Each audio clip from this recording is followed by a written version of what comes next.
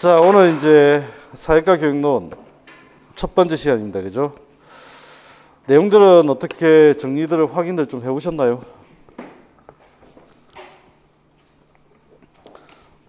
예. 오늘 우리가 이제 하려고 진도를 좀 잡아뒀던 건 사회과 역사하고 본질. 이게 이제 사회과 교육론을 치면 총론에 해당되는 파트입니다. 그죠? 그래서 이 부분들은 다시 한번 나중에 이 부분에서 기본적으로 시험에서 한 2문항 정도가 출제가 된다 봐야 돼요. 그러니까 대단히 중요한 파트다. 그리고 점수 비중을 따지면 제가 볼 때는 한 5점 정도. 2문항이지만 점수 비중은 한 5점 정도. 그래서 여기서 이제 실수해버리면 결과적으로 이제 큰 치명타를 얻게 됩니다. 그러니까 시험 전략을 세울 때 사회과 교육론은 그냥 틀려봐야 1개 정도 틀리겠다. 왜냐하면 다른 과목에 비해서 맞추기가 굉장히 쉬운 과목이에요. 제대로만 해놓으면. 그러니까 요즘에 이제 사회과 교육론이 약간 복잡해졌습니다. 왜 복잡해졌냐면 과거에는 사회과 교육론에서 물어보는 포인트가 사실은 두리뭉실하게 뻔하게 이렇게 물어보는 거였는데 지금 사회과 교육론은 이제 출제할 내용들이 그 주제들이 바닥이 났기 때문에 계속해서 어떻게 하냐 꼬아서 내는 거예요. 그 다음에 또 한 가지 구체적으로 물어봐요. 그러니까 이걸 구체적으로 물어본다, 꼬아서 물어본다는 걸 내가 간파를 못하면 이게 외워서 처리가 잘 안 됩니다. 그래서 이제 그런 부분들을 좀 연습을 열심히 하셔야 되고요. 그래서 지금 여기 만든 문항도 대본다 보면 어떤 측면에서 써라, 뭐 하는 측면에서 써라, 뭐 어떤 입장에서 뭘 어떻게 써라, 뭐 이렇게 이제 구체적으로 계속 지시를 내리고 있잖아요. 그러니까 이게 지금 현재 작년부터 뚜렷하게 보이는 시험 추세거든요. 그래서 제가 이제 몇 년 전부터 계속 강조했던 게 교과 교육론은 앞으로 어떤 측면에서 구체적으로 물어보게 된다. 콕콕 찍어서. 그럼 그 콕콕 찍어서 내는 포인트 자체를 잘 짚어내야 교과 교육론 시험에서 실수를 안 하게 됩니다. 그건 정확하게 알아두셔야 되고. 그래서 교과 교육론에 절대 실수하시면 안 됩니다. 특히 저랑 공부하시는 분들 교과 교육론 실수를 하면 안 되죠. 이게 실수를 하고 오면 치명적인데 어쨌든 이번에도 마찬가지인데 핵심 전략은 7, 8월은 무조건 기출문제. 특히 기출문제는 교과 교육론 대단히 중요합니다. 다른 과목 어떤 과목에 비해서 모든 과목이 다 중요하지만 교과 교육론은 그중에 가장 중요해요. 그 다음에 이제 교과 교육론이 이제 올해 이제 출제팀이 바뀌어야 되는 해가 됐어요. 예. 그래서 이제 조금 2년에서 3년이기 때문에 한 분 정도 바뀌든지 아니면 전체가 바뀌든지. 그래서 제가 볼 때는 작년에 나왔던 것 중에 최소 50% 정도 주제는 겹칠 거다. 일단 이걸 좀 이해를 하시고. 그 다음에 지금 현재 나와 있는 상황에서 어쨌든 기출문제를 정확하게 보셔야 되고, 그 다음에 문제풀이 자료하고, 그 다음에 교재로 내용 확인하는 거.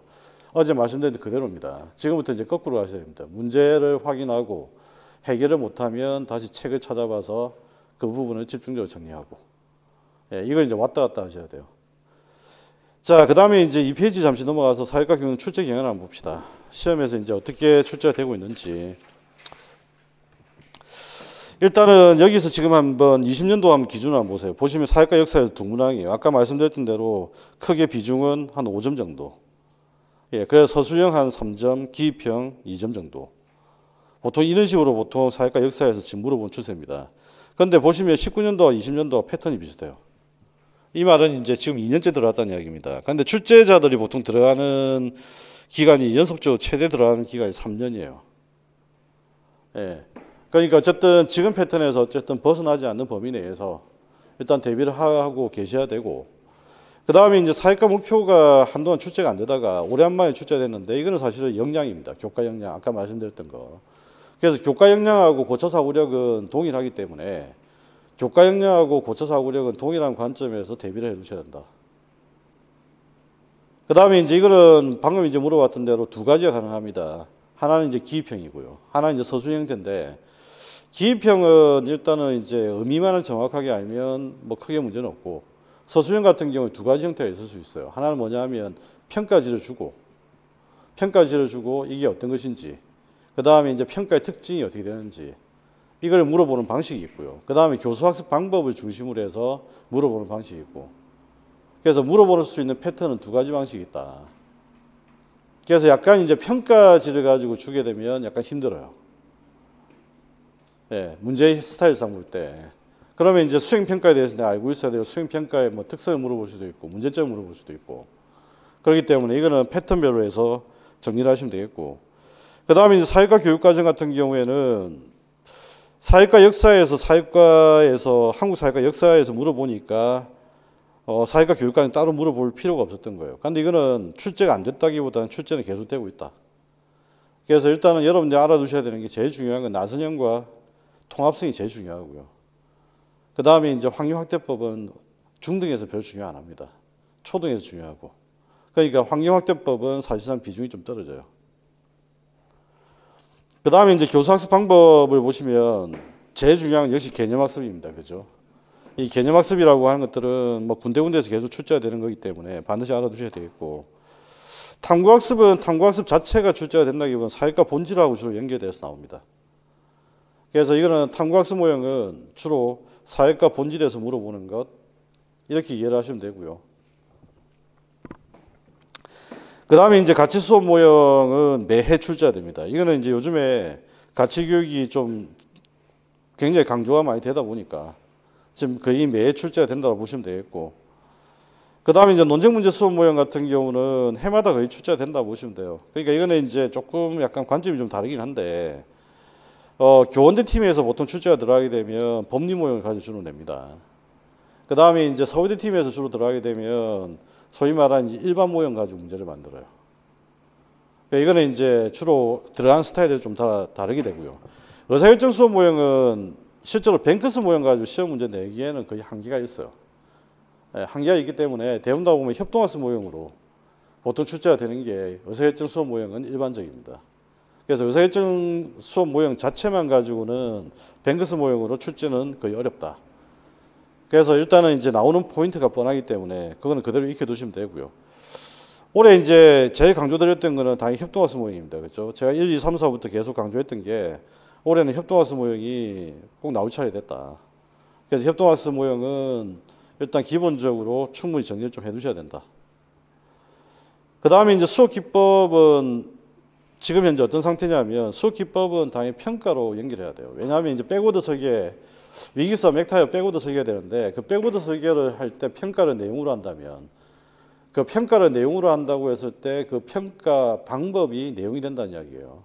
그러니까 평가 방법이 내용이 되려면 평가 방법은 수업 기법을 가지고 할 수밖에 없어요. 그러니까 예를 들면 이런 거 있죠. 토론법 수행평가인데 토론법으로 평가를 해. 토론으로 평가를 해. 그 다음에 이제 또 평가인데 개념도로 평가를 해. 평가인데 역할놀이로 평가해. 이게 전부 다 수업 기법입니다. 그죠? 그러니까 수업 기법 자체가 평가 방법과 일치되는 겁니다.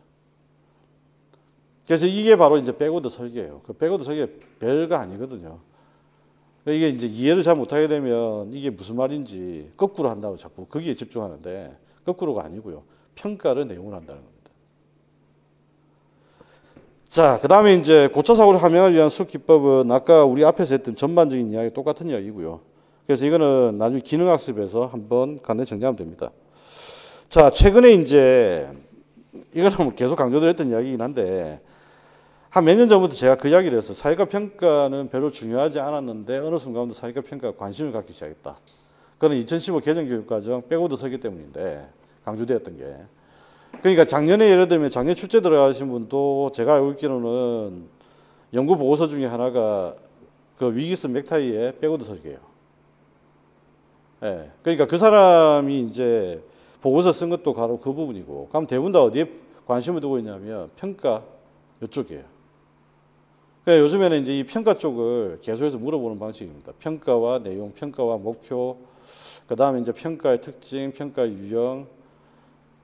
그래서 지금 이 부분들은 꼼꼼히 좀 정리를 하셔야 되고, 그 교육학에서 이야기하는 변별도 난이도 이런 차원이 아닙니다. 그죠? 그러니까 그 차원이 아니라 말 그대로 이제 수행평가의 특징, 그 다음에 수행평가의 어떤 기준, 어떤 목표를 내용을 하고 있느냐, 뭐 이런 것들이 주 내용들이니까. 그래서 이 평가의 특성, 측정 도구의 원리, 뭐 이런 것들을 좀 중점적으로 봐두시는 거, 이게 좀 필요하다는 겁니다. 그 다음에 이제 사회과 PCK 및 전문성인데, 최근에 며칠 전에 이제 제 머릿속을 번쩍하고 지나간 게 이 PCK의 실질적 의미였어요. PCK가 이제 어느덧 머리로 이해하는 게 아니라 가슴으로 이제 거의 이해를 했는데, 그러니까 이게 슐만이 이야기했던 가르치기 위한 지식이 과연 뭘까? 가르치기 위한 지식. 여러분들 가르치기 위한 지식이 뭐라고 생각하세요? 가르치기 위한 지식.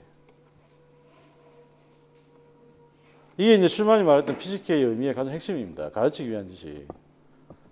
그런데 이 가르치기 위한 지식이라는 말을 저도 강의를 하면서 하지만 구체적으로 머리에 이렇게 그림이 자꾸 잘 안 그려지는 거예요. 그냥 예시 정도 드는 건가? 왜냐하면 강대현 선생님이 이제 논문에서 그렇게 이야기를 하고 있고 예시와 사례를 잘 들면 이게 그냥 가르치기 위한 지식인가? 그러면 내 머릿속에 사례가 풍부하면 가르치기 위한 지식, PCK에 풍부한 건가? 예시가 풍부하면 가르치기 위한 지식이 풍부한 건가? 그런 생각했는데 그게 아니었다는 거예요. 그러니까 이거는 지금 현재 제가 보기에 왜 사회과 PCK는 연구를 하다가 중단됐냐면 가르치기 위한 지식이 무슨 말인지 잘 와닿지가 않았던 거 같지 않았을까? 생각보다. 예. 그래서 사회과 PCK는 요즘에 관심이 거의 떨어진 상태입니다. 그러면 지금 남아있는 거는 수업 전문서에 뭐가 있냐면 교육과정 리터러시라고 해서 교육과정 문해력. 예. 그래서 교육과정 문해력과 관계되는 부분이 바로 뭐냐면 여러분이 알고 있는 교육과정에서의 교사의 역할 세 가지 있죠. 예. 그래서 전달자로서, 적극적인 조정자로서, 반성적인 이론가로서. 그래서 그 측면에서 세 가지 측면, 로스의 부류, 이 세 가지 유형들을 잘 정리를 해두시면 뭐 크게 문제는 없습니다. 자, 그래서 그 부분도 좀 잘 정리를 하시고요. 그 다음에 이제 다문화 교육과 나와 있는데 이거는 이제 뭐냐면 범교과 주제라고 하는 말을 혹시 아세요? 범교과 주제. 처음 들어보세요? 앞으로 우리 시험 같은 경우에도 마찬가지지만 모든 시험이 교육과정이 중심이 조금 될 거예요. 그러니까 교육과정이 어떤 식으로 구성되어 있는지라고 하는 것들은 눈으로 좀 익혀두셔야 됩니다. 그러니까 범교과 주제라고 하는 건 뭐냐면 모든 교과가 다룰 수 있는 주제, 다뤄야 되는 주제입니다. 그 중에 대표적인 게 뭐냐면 다문화 교육, 그 다음에 성차별 교육, 양성평등 교육, 그 다음에 이제 통일 교육, 환경 교육 이런 것들이에요. 이게 범교과 주제라고 합니다. 그러니까 다문화 교육은 사회과에서 하는 독특한 교육이 아니고요. 다문화 교육은 모든 교과가 해야 되는 교육이에요. 그러니까 다문화 교육은 시험에 출제가 돼도 한계가 있을 수밖에 없고 지금 현재 물어본다고 해도 딱 그 범위 내에서는 벗어날 수 있는 게 없다. 그래서 그 측면만 좀 이해를 하시고 다문화 교육은 오히려 사회과 본질하고 그냥 연결해서 정리를 하시는 게 그 정도면 충분합니다. 자, 그래서 일단은 사회과 교육론의 모든 정답과 기준은 기출문제 다 들어가 있습니다. 거기서 더 이상 벗어날 수 있는 것들은 거의 없다. 다만 유형과 형태만 바뀔 뿐이다.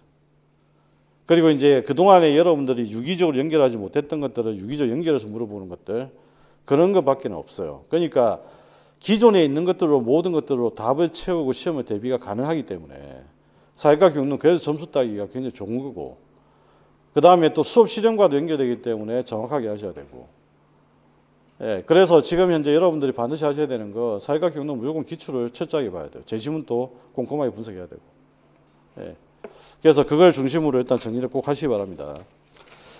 자, 그 다음에 이제 일정은 말씀드렸던 대로 7+1으로 진행을 하고요. 1은 자율학습 시간.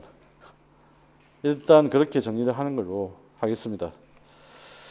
자, 앞부분은 사회과 역사 부분은 한번 보시죠. 사회과 구조에서 내용들 한번 봅시다. 사회과의 구조 및 역사가 바로 1부고요. 제1장 사회과 교육 개념 특성인데 일단 사회과 교육 개념 특성은 이렇게 이해를 하시면 돼요. 뭐냐면 사회과 교육이라고 하는 것은 공교육입니다. 그죠? 그러면 공교육이라고 하는 것들이 학생들을 상대로 공교육이 시행된 이유는 제일 첫 번째 시작이 뭘로 시작된 거예요? 그렇죠. 국가적 요구와 사회적 요구로부터 시작돼요. 국가적 요구와 사회적 요구로 시작되면 가운데 점차 뭐가 등장하겠어요? 개인적 요구가 등장해요. 그러니까 사회과 교육도 국가적 요구와 사회적 요구로 시작해서 개인적 요구로 합니다. 잘 생각해 보세요. 교육심리 철학에서도 보면 제일 첫 번째 심리 철학에서 제일 첫 번째 시작이 뭡니까? 20세기 초에 행동주의가 발생합니다. 스키너가 등장하면서. 그럼 그 행동주의 철학의 가장 기본은 뭐예요? 인간을 기계화시키는 겁니다.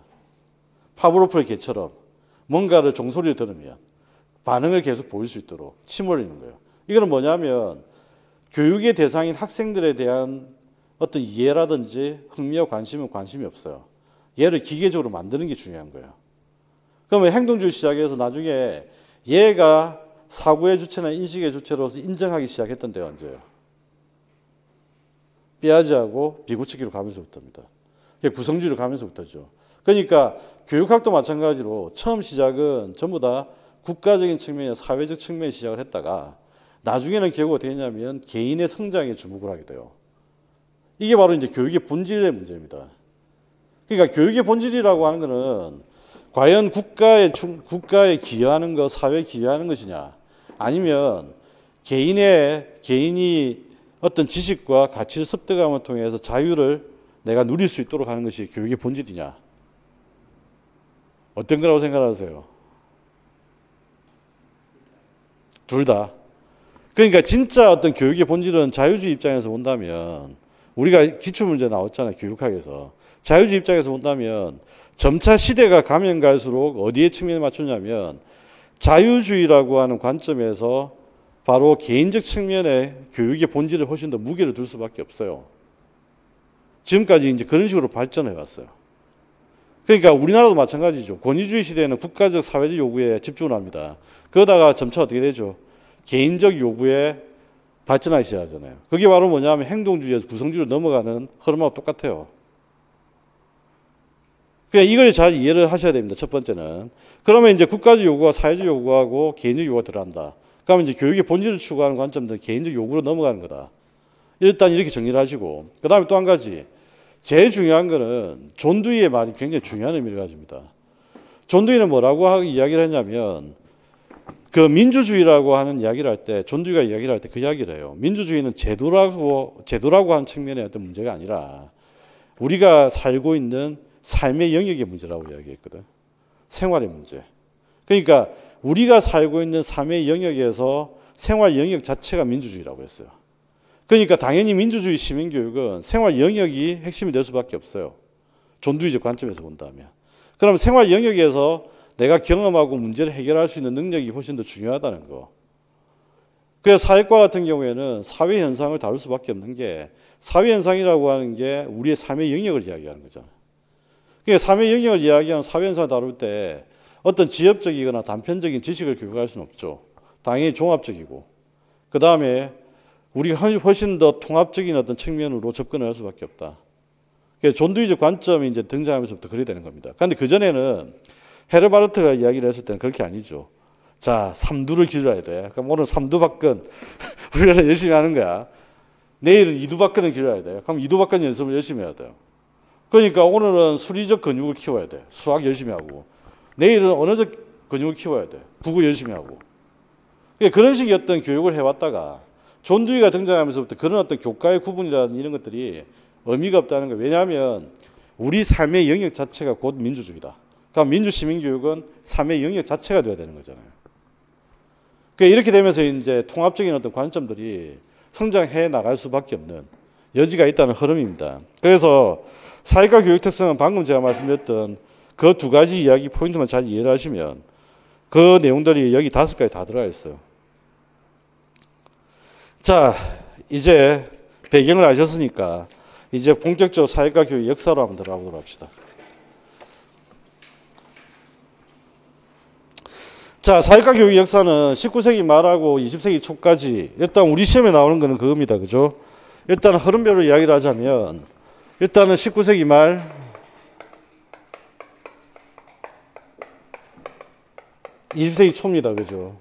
굳이 이야기를 하자면 1919년까지 이렇게 이야기를 할 수가 있을 거고요. 그 다음에 이제 여기서 우리 흔히 이야기하는 1920년대하고 1930년대 이야기. 그 다음에 또 이제 스토리가 언제 있죠? 1940년대와 1950년대 이야기. 그죠? 그 다음에 이제 우리가 흔히 말하는 1960년대 이야기. 그 다음에 이제 1960년대 이야기 끝나고 나면 1970년대 이야기. 그 다음에 이제 1980년대, 그 다음에 1990년대 이후, 지금까지. 뭐 별반 차이는 없다. 미국의 교육은 계속 보수주의 흐름으로 계속 가고 있기 때문에. 일단 첫 번째 이야기부터 시작합시다. 19세기 말하고 20세기 초의 어떤 주류라고 한다면 이건 당연히 전통교과, 전통교육 중심입니다. 이 전통교육은 어디에 초점을 토대로 두고 있습니까? 아까 좀 전에 이야기했던 헤르바르트의 심리학, 능력심리학이라고 하는 관점에 기준을 두고 있습니다. 그러니까 이쪽은 당연히 뭐냐면 교과 중심으로, 그 다음에 고전, 그 다음에 언어, 이런 이 교과라고 하는 구분을 중심으로 해서 교육과정을 만들어 놓고 운영을 했어요. 그런데 좀 전에 이야기했던 대로 결국 이제 일상생활의 문제를 해결하는 것들이 훨씬 더 중요하게 됐잖아요. 그러면서 이제 1916년에 교육개혁을 이제 완성하게 되는데, 그 전에 교육개혁은 10인위원회, 그렇죠.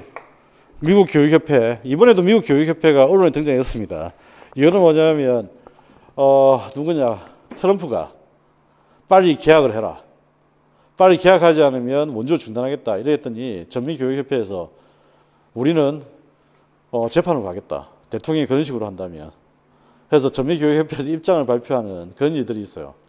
그래서 1894년에 이제 그 전미교육협회에서 일단은 보고서를 이제 연구를 시작했다. 1896년에 일단 보고서 제출합니다. 그죠? 이게 바로 10인위원회 보고서고. 그 다음에 이제 그 이후에 미국 역사협회에서 소위 이제 만들어낸 게 7인위원회입니다. 그죠? 근데 이들은 기본적으로 이 전통교육 중심의 어떤 틀이나 한계를 벗어나지 못하게 돼요. 그래서 이제 또 이제 기억이 또 들어가는 거예요. 그게 20세기 초에 이제 벌어진 일이죠. 바로 이제 1914년부터 연구 시작해서 1916년 보고서가 등장합니다.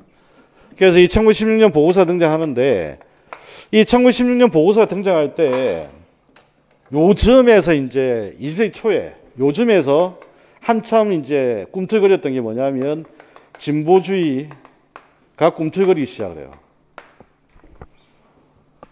이쯤에. 그러니까 이게 공식적으로는 진보주의가 막 주류가 되거나 그런 건 아닌데, 어쨌든 진보주의가 꿈틀거리기 시작합니다. 자, 그리고 이제 소위 말하는 진보주의도 지난번에 이야기했던 행정적 진보주의가 있고, 교육적 진보주의가 있고, 그 다음에 이야기한 사회적 재건주의적 관점의 진보주의가 있고, 그 재건주의도 여러 가지 흐름이 있습니다. 사회과 교육론에서는 오로지 이제 두 가지만 이야기하고 있죠. 교육적 진보주의와 사회 재건주의. 그래서 그 측면에서 이제 등장하는 이야기가 1916년 보고서에서 사회적 효율성이라고 하는 것, 이걸 강조를 하면서 사회과 측면에서는 크게 두 가지 의미가 있어요. 하나는 뭐냐면 공민이라고 하는 이 과목이 굉장히 중요하게 되고요. 그 다음에 하나는 이제 민주주의 재문제라고 하는 통합 과목, POD라고 하는 과목. 그래서 이 과목이 중요한 일을 담당하게 됩니다. 자, 그렇게 되면서 1919년에 드디어 전통교육관협회의 우두머리였던 엘리엇이 특이하게도 진보주의 학회를 만들면서 진보주의 학회의 초대 학회장이 됩니다. 그래서 이제 소위 말하는 1919년에 소위 말하는 이제 진보주의 교육 학회가 만들어지는 거예요. 이게 이제 1919년입니다. 그죠? 그리고 이제 1920년대, 30년대 때 보세요. 이제 주류가 비주류 학회에 주류의 사람이 학회장으로 앉아요. 그러니까 어떻게 되냐면 미국 전역에 이제 이 사람이 영향력에 따라서 공식적으로 확산이 되기 시작합니다. 그러면서 20년대, 30년대 때 진보주의가 소위 말하는 주류가 되는 거죠. 그래서 진보주의가 주류가 되면서부터 이제 교육과정에 영향을 미칩니다. 교육과정의 변화가 이제 싹 트기 시작합니다. 그 교육과정의 변화적 흐름이 뭐냐면 통합교육과정이에요. 그죠? 왜냐하면 진보주의 쪽에 주장하는 게 통합교육과정이잖아요. 그래서 이 통합교육과정이 영향을 받아서 기존의 교육과정이 수정되는 거. 그 기존의 교육과정 수정돼 나타나는 교육과정이 바로 뭐예요? 이게 중액교육과정입니다. 그래서 이 중액교육과정은 기존에 있는 교육과정에 통합적인 측면을 가미해서 들어가는 거예요. 그게 연속적으로 맞는 거잖아요. 이 흐름이. 그러니까 만약에 예를 들면 중액교육과정이 그냥 통합교육과정 앞에 있는 거하고 별개의 문제다 이렇게 되면 어떤 식의 이제 상황이 벌어지냐면 이쪽에서 교과라고 하는 구분이 없어져야 돼요. 그렇게 해야 말이 돼요. 그리고 지금 또 교과는 없어져야 돼요. 그러니까 이게 뭐냐면 역사적인 흐름을 잘 이해를 못하는 사람들은 대부분 어떻게 하냐면 단죄적으로 이해를 하는 거예요. 단죄적으로 이해를 하니까 이거와 이거는 별개다고 생각하는데 그게 아닙니다. 역사적으로 여기 때 다 들어옵니다. 그 다음에 여기서 이제 목표나 이런 것도 전부 다 사회적 행동주의, 사회적 재건주의, 이 흐름들이 이제 나타나는 거죠. 그래서 우리 시험에 중요한 거는 사회재건주의의 러그라고 하는 사람이 중요하고, 이 사람은 문제 해결을 위한 실천적 태도 함양이라고 하면서 목표로 해서 사회문제 교과서 시리즈를 이제 개발하게 됩니다. 이게 이제 시험에서 계속 물어보는 대목입니다. 그죠? 그래서 반드시 알아두셔야 되는 거는 진보주의, 요 교육과정 흐름, 사회재건주의에서 해로 러그, 이야기들 꼭 알아두셔야 된다. 자, 그러다가 결국은 교육적 진보주의, 존 두이의 제자들 사이에 치열한 권력 투쟁이 벌어집니다. 그래서 사회재건주의하고 진보주의하고 한판을 벌이다가 결국은 1930년대 후반부터 진보주의는 쇠퇴하기 시작합니다. 쇠퇴하기 시작을 하게 되고 40년대하고 50년대부터는 어떻게 했냐면 보수적 흐름이 반공, 자유 이런 것들이 싹 트기 시작을 해요. 그러다가 이제 교육과정에 이제 결정적인 흐름이 등장하는 게 바로 요 흐름이죠. 요쯤에서 등장한 게 1957년 바로 그 유명한 스프링 사건입니다. 애들이 너무 공부를 안 한다. 공부를 안 하고 맨날 보면 뭐 삶의 영역에서 경험을 해야 되고 그래서 맨날 애들 뛰논다. 학교 보내놨더니 공부는 하나도 안 하고 맨날 학교에서 맨날 놀기만 한다. 뭐 이런 일들이 이제 벌어지는 거죠. 예. 그게 벌어지다 보니까 이제 공부를 안 한다 이러니까 공부를 열심히 시켜야 된다. 그래서 그 공부를 열심히 시켜야 된다는 이유가 좀 필요했는데 그 이유가 바로 소련의 인공위성 스푸트닉이 촉발제가 되는 거예요. 그래서 이게 이제 이유가 된 거죠. 봐라. 너희들이 공부를 안 하니까. 소련이 먼저 인공위성 쏴오랬잖아. 이게 전부 다 공부를 안 해서 그 벌어진 일이야. 그래서 이제부터는 공부를 좀 해야 되겠어. 그래서 1960년대에 소위 말하는 교육적 수월성이라고 하는 개념들이 이제 본격적으로 강조되기 시작합니다. 그래서 교육적 수월성이라고 하는 것들이 다시 강조가 되면서 이제 교육적 수월성을 그러면 익혀내기 위해서 뭐가 필요하냐? 그래서 소위 말하는 브루너가 지식의 구조라고 하는 것들을 펼쳐내게 됩니다. 사회과학자들이 과학자들이 공부하는 것처럼 학생들이 공부할 수 있도록 과학자들 역량을 한번 키워보자. 그래서 소위 말하는 꼬마 사회과학자라고 하는 표현, 꼬마 과학자라는 표현이 바로 그겁니다. 과학자들이 하는 것처럼 애들이 공부를 하고 과학자들이 하는 것처럼 능력을 키우고 그 다음에 이런 것들을 통해서 지식의 구조를 만들 수 있도록 그래서 이것들이 강조되면서 탐구라고 하는 것들이 강조되기 시작하고요. 발견이라는 학습 방법 이런 것들이 등장하기 시작합니다. 그래서 이런 것들을 우리가 바로 신사회과라고 이야기를 하기 시작하는 거죠. 자, 그리고 또 한 가지 이제 흐름이 한 가지 있습니다. 어떤 흐름이냐면 아마 여러분들 교육철학이나 교육사 공부 시간에 비트겐슈타인 이후에 논리실증주의를 아마 공부했을 거예요. 그런데 그 논리실증주의적 흐름이 1960년대까지 계속 갑니다. 그러니까 이쪽 단계에서는 실증주의적 경향이 지배적일 수밖에 없어요. 교육적에서는. 그냥 가치를 다루지 않겠다는 거예요. 그렇게 하다가 이제 올리버 세이버에 의해서 비판이 쏟아지기 시작합니다. 물론 이제 그 전에 헌터 메트칼프라고 하는 사람이 폐쇄적 영역에 대한 반응 탐구가 필요하다는 주장을 하기도 했지만 결정적인 계기는 1960년대 후반부터 그죠. 바로 뭐냐면 신사회과 비판이 등장하는 거예요. 그래서 이 신사회과 비판을 강조하는 사람들은 가치라고 하는 측면들을 강조를 했고 그 다음에 또 한 가지는 이걸 강조를 하면서 의사결정력을 어떻게 내려야 되는지를 강조했던 사람들. 이게 바로 이제 1960년대 후반부터 이어집니다. 그래서 이제 1970년대가 되면 사회 문제 해결을 위해서 지식과 가치가 결합되어 있는 의사결정력이 중요한 사회과의 목표로서 본격적으로 등장했던 게 1970년대예요. 그죠? 그런데 이 부분을 이제 옛날에 차영석 모기한 선생님 책에 그 신사회과 쪽에 집어넣어놨다가 개정판에서 이것도 싹 빼버리셨네. 왜냐하면 뱅크스를 그때는 80년대에 집어넣어놨었거든. 그게 또 이제 사실은 엄밀하게 이야기하면 그 당시로 돌아가게 되면 출제 오류로 시비를 걸어야 돼요. 잘못 출제한 거 아니냐 이거. 왜냐하면 뱅크스가 어쨌든 발표를 하고 그 다음에 앵글이 이야기했던 그 시점을 보면 전부 70년대 이야기입니다. 그 다음에 또 한 가지 이게 맞는 게 왜 맞냐면 계속 제가 강의 처음 시작할 때 계속 이걸 주장했어요. 이게 맞는 게 왜 맞냐면 70년대가 되면 미국 전역에 실증주의에서 벗어나는 경향들이 70년대 본격화돼요. 여러분이 정치학 공부에서도 알고 있는 후기 형태주의, 이스턴이 실증적 관점을 취하고 60년대에서 벗어나서 가치라고 하는 것을 도입했던 게 70년대입니다. 그러니까 이게 본격적으로 가치라고 하는 것과 지식이라고 하는 것들을 같이 다뤄야 된다는 게 이때부터 등장합니다. 그 다음에 이때부터 이제 모든 이제 비판 이론, 페미니즘이라든지 포스트 모던이라든지 이런 데 등장합니다. 이게 68혁명 이후에 벌어지는 세계적 흐름이에요.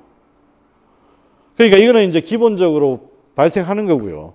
그러다가 이제 1980년대가 되면 소위 말하는 이제 그 공화당에서 부시가 다시 집권을 하게 되면서 소위 말하는 다시 이제 뭐가 싹트게 되냐면 그 당시에 이제 싹트는 게 공화당, 그 다음 윤리학 이런 거 하는 사람들이 인기를 끌게 됩니다. 대표적인 사람이 누구냐면 우리가 이제 정의란 무엇인가 책을 쓴 사람이 있죠.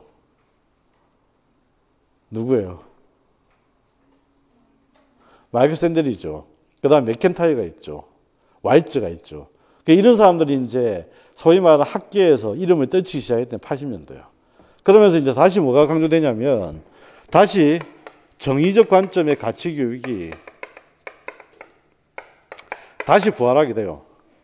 이쪽에서 이제 이런 부활이 있었던 이유는 뭐냐면 요 중간에 소위 말하는 진보주의 흐름의 열린 교육이라고 하는 흐름이 있었잖아요. 70년대 후반에.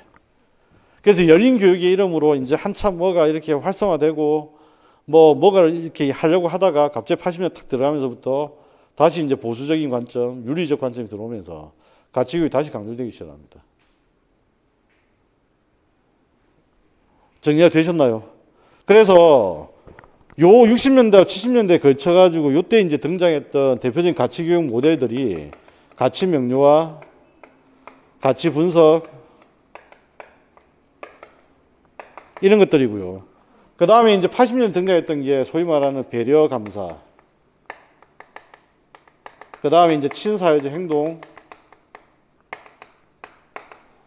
이런 것들이 이제 80년대 이 흐름이고요. 콜버그는 어떻게 했냐면 콜버그는 다 걸쳐요. 콜버그는 여기에 다 걸쳐 있어요.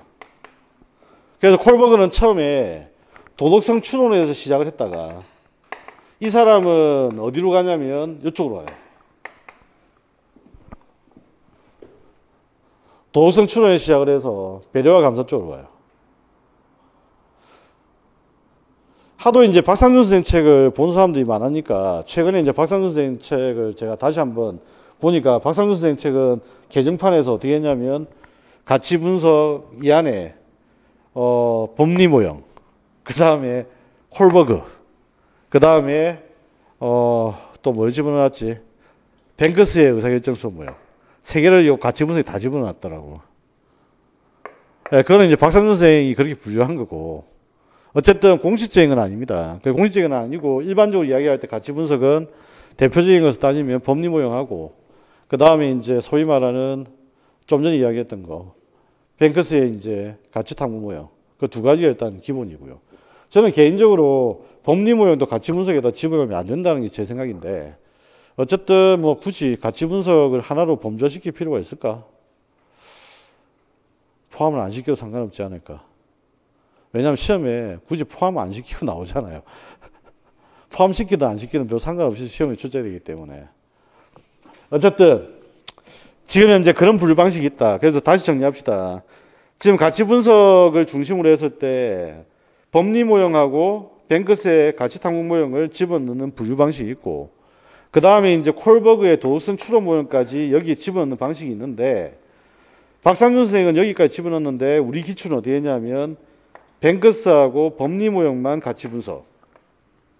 그런데 실제로는 가치 분석은 뱅크스만 고려하는 게 우리 기출 문제 유형이에요. 왜냐하면 논쟁 문제 수모형과 법리 모형은 따로 빼니까. 이해되셨나요? 자, 그렇게 정리를 하고 있다는 거 알아두시면 되겠고. 그 다음에 이제 90년대 소위 말하는 이제 교육개혁이라고 하는 거. 이게 이제 강조되기 시작하고. 그래서 공부도 좀 시켜야 되겠고, 대학 입시 문제도 해결해야 되겠고, 뭐 이런 이제 기타 등등의 일들이 발생합니다.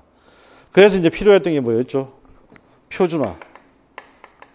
이 표준화는 뭐냐면 이제 학생들의 성취 수준, 그 다음에 대학 입시 성적 이런 것들을 우리가 평가를 하겠다는 거예요.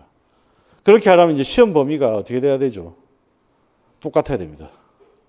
그죠? 시험 범위가 동일해야 됩니다. 그래서 그 시험 주제와 관련된 것들 만드는 작업들을 하는 게 표준화 작업이에요. 그러면 이제 관계되는 주제가 스트랜드다. 요거죠. 자, 그래서 요 흐름만 전반적으로 일단 다 정리하시고 미국 사회과 역사는 이렇게 하시면 됩니다. 근데 최근에 미국 사회과 역사는 시험에 거의 잘 안 나옵니다. 오히려 사회과 본질에 좀 초점을 둡니다. 아시겠나요? 순서를 잡는 것도 뭐 거의 물어볼 만큼 물어봤고요. 그 다음에 책이 바뀌면서 뭔가 예전 기출문제에서 문제점이 있는 부분들이 발견됐기 때문에 그 다음에 또 한 가지는 지금도 아마 평가원이 있을 건데 차조일 박사가 쓴 논문을 보면 1916년이 최초의 사회과를 제시한 보고서가 아니다라는 주장도 하고 있어요.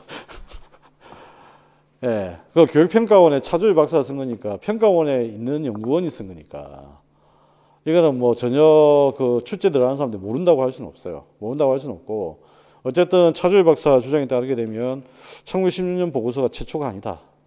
근데 이제 이것도 만약에 이제 공식적 책에 다시 개정이 돼서 들어가는 순간 과거의 문제들은 그럼 다 출제 오르냐 이래 되는 거지. 그렇죠. 그러니까 이게 엄청나게 문제화되기 때문에 일단은 뭐 공식화되기는 지금 당분간 어렵겠지만 어쨌든 사회과 미국 사회과 역사는 그래서 출제 비중이 옛날보다는 많이 떨어진다. 그래서 중요한 포인트만 몇 가지 짚어두시면 뭐 크게 문제는 없겠다. 예, 제가 드리고 싶은 이야기는 바로 그겁니다. 이해가 되셨나요? 예. 자, 그 다음에 이제 잠시 쉬었다가 내용들 보시고 문제 검토하고 그 다음 우리나라 교육과정 그쪽으로 한번 들어가 봅시다.